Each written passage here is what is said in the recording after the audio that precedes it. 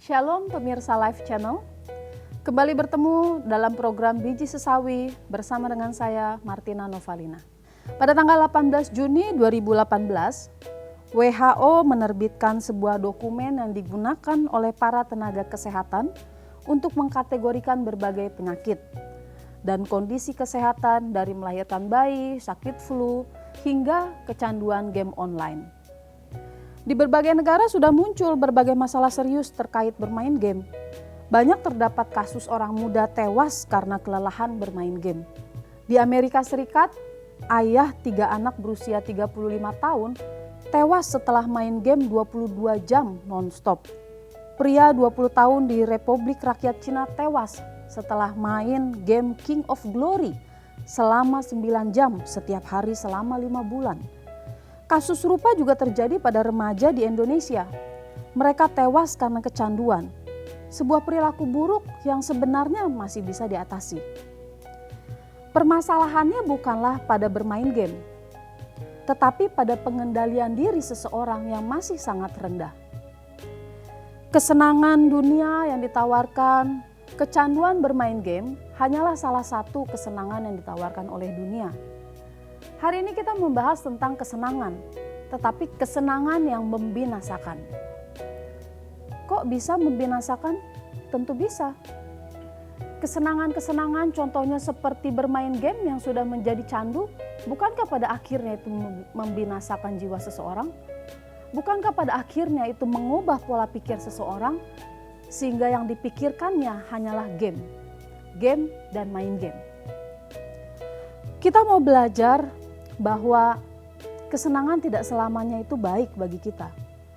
Tentu kita sebagai orang Kristen bukan orang Kristen yang harus selalu menderita. Tuhan juga memberikan keseimbangan dalam hidup. Tuhan memberikan kita kesenangan. Ketika kita capek, kita diizinkan beristirahat.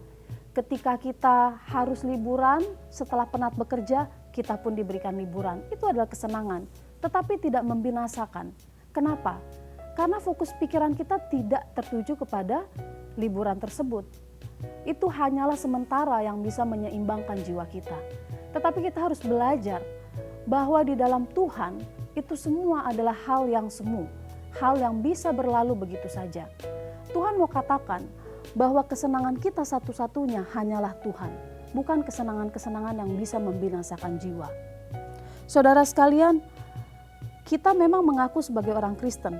Tetapi kalau kita tidak bertumbuh di dalam kebenaran firman Tuhan, maka setiap firman yang kita dengar itu akan berlalu begitu saja. Kalau firman Tuhan berakar di dalam jiwa kita, maka setiap kesenangan yang ditawarkan oleh dunia tidak akan gampang mempengaruhi kehidupan kita. Kita tidak akan mudah khawatir, kita tidak akan mudah merasa kehilangan ketika kesenangan dunia itu diambil dari kita. Pengaruh kesenangan dunia tidak boleh mengalahkan firman Tuhan yang diberikan di dalam jiwa kita.